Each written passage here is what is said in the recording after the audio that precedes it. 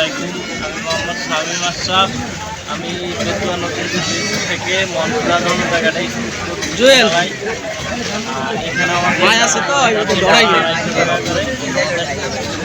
30 minute time লাগে এবং আমাদের ইনস্টিটিউট রিজার্ভ নিয়ে আপনি পর্যটন এরিয়া আছে সকল পর্যটন এরিয়ায় নিতে পারবেন। আমাদের যাদের ইনস্টিটিউট দরকার এবং যাদের ইনস্টিটিউট রিজার্ভ লাগতে তাহলে এটি হচ্ছে আপনাদের জনতা বাজার ঘাট মনপুরার।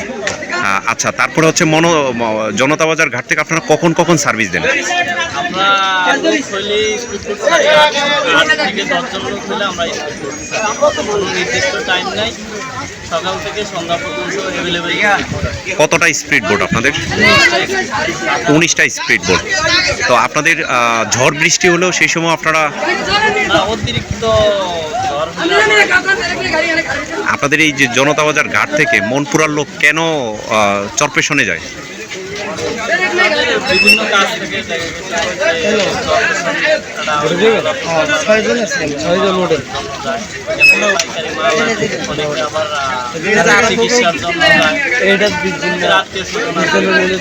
আচ্ছা, মনপুরাতে কেন মানুষ আসে? মনপুরা একটা পর্যটন এরিয়া, এখানে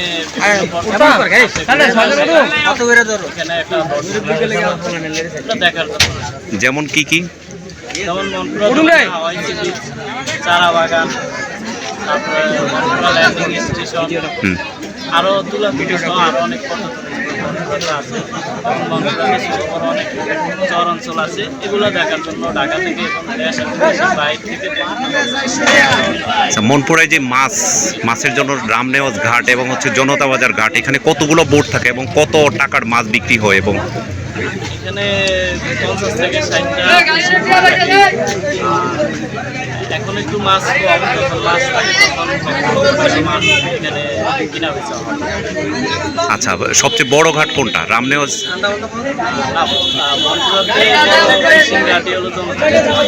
আচ্ছা, টুরিস্টরা আসার জন্য আপনাদের এই মনপুরা থেকে মানে কি কি সুবিধা দিলে হচ্ছে টুরিস্টরা সবসময় আসবে?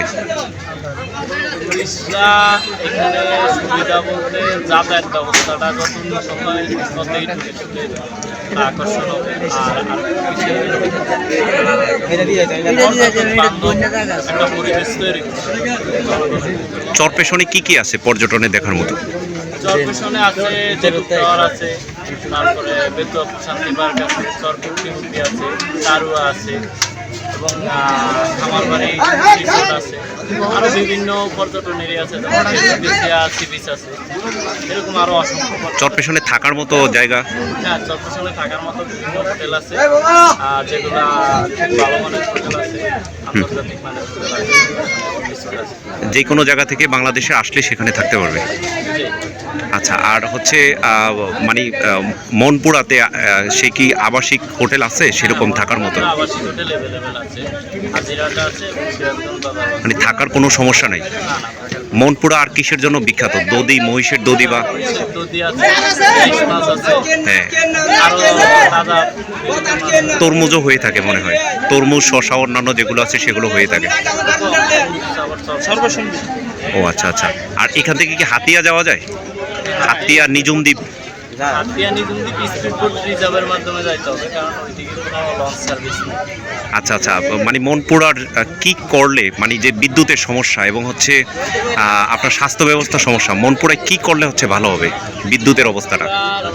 যে সরকারি হসপিটাল আছে ওইখানে পর্যাপ্ত পরিমাণে ভালো ডাক্তার নাই এবং ভালো চিকিৎসা পায় না। চিকিৎসা ব্যবস্থার কারণে তারা পিছিয়ে আছে এবং বিদ্যুতের কারণে অনেক সমস্যা হইতেছে। ভালো কিছু করার চেষ্টা করতেছে কিন্তু বিদ্যুতের কারণে করতে পারছে না। আর যে মেরিন ড্রাইভটা সম্পর্কে আপনি কথা বলেন?